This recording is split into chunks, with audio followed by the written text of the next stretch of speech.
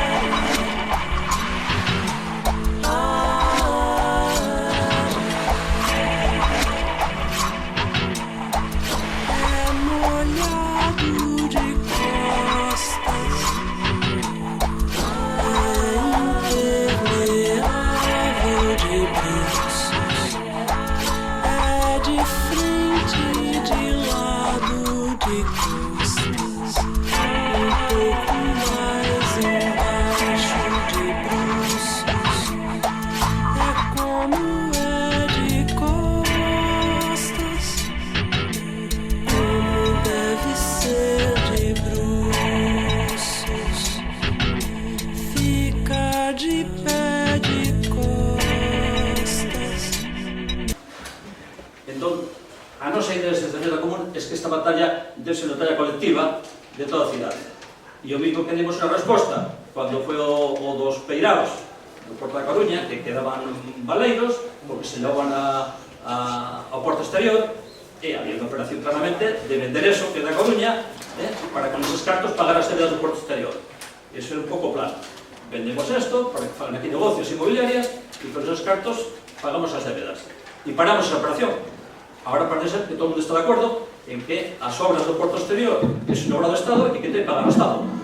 E os terrenos esos que pasen a Coruña. Pois, o mismo que fixemos con esa movilización, que xunta por 5.000 persoas, pensamos que a única forma de parar ahora mismo este proceso especulativo é tamén facer unha movilización. E a reunión de hoxe, onde invitamos a Asamblea Aberta, onde xente a nivel particular e outra xente que viene a representación de distintos colectivos, organizacións sindicais, os de veciños. Se trata de que todos pensamos un pouco que tipo de resposta se pode dar. Vamos a decir que no, ¿no? Esta parcela que está aquí hay un bloque de 100 viviendas, no 25, 100. No sé si la visualizamos. 100 viviendas en una esquina delante del doctorado. Pues tenemos que decir que no se haga eso. O que hai que ir precisamente contra a explicación de licencias e contra que pola porta de atrás sigan colando cousas que despois digan, aquí temos dereitos, cousas asinadas, todo isto que nos tedes que pagar non sei que e non sei cantos. Creo que o tema aquí é que estamos nunha situación de uns terreos que todos estamos de acordo que teñen que ser da cidadanía, terreos do común, e, bueno, o que temos que ver é como artellamos unha unidade que nos faga tirar pa diante e que nos leva a unha situación como cando fixemos a manifestación dos terreos do Peirao. Eso é importante, non é mirar o pasado, temos que mirar o futuro. O tema dos convenios non é un tema novo, só debatimos o tema dos peiraos, é a primeira vez. Cando empezamos a batalla para que a Coruña non tivese que pagar os gastos do Porto Exterior, as débedas, hubo voces que se levantaron e dixeron, no, es que hai un convenio, e o convenio se di que hai que vender os terreos para facer centros comerciais e vivendas para pagar as débedas. Alguén se acorda dese convenio? E que fala dese convenio? Nos estamos para derrubar os convenios, que non nos interesa. Home, eu creo que é indefendible a existencia de un convenio 20 anos despois, non? De 36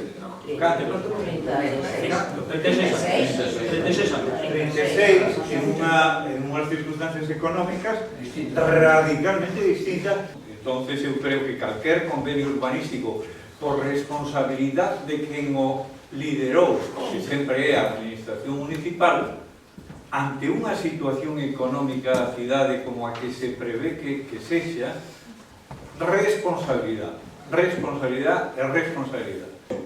Eu creo que aquí, efectivamente, non é cuestión de ser optimista ou pesimista, é cuestión de, evidentemente, afrontar as circunstancias. As circunstancias son as que son, e hai que trazar, creo, unha estrategia que combine, por unha parte, a mobilización cidadá, porque sen ela, evidentemente, nin o Concello, nin a Xunta, nin a propia promotora van a ter interés en poder chegar a un acordo, e ese acordo ten que pasar polo feito de que esas parcelas sean edificables e sean cedidas para equipamento dotacional público, para espacios libres públicos.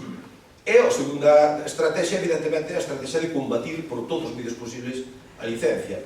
A Comisión de Defensa Común personouse un procedimento e terá que, ou teremos que facer todo o posible para que, efectivamente, o Concello non solamente non otorga as licencias, sino que, chegado o caso, que denegue. Eu son optimista, e lembro que cando comenzamos a preparar o tema do Porto, tamén había intervencións, cando empezamos a preparar o tema de movilización pola recuperación desos terrenos do Porto, había tamén opinión que dicindo, bueno, está moi difícil, a xente non va a participar, a xente que pensaba eso confundiuse. Resulta que con un tempo e movilizándose, e porque foi unha convocatoria moi numerosa en cuanto a entidades, que é un aspecto fundamental, pois conseguimos movilizar a 5.000 personas. Eu penso que esa movilización de 5.000 personas foi decisiva para que hoxe se fale de outros términos.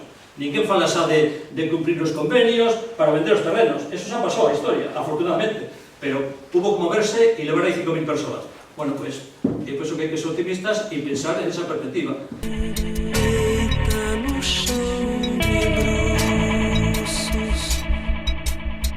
Fecha sua coraça de costas, abre aspas de bruços, acha graça de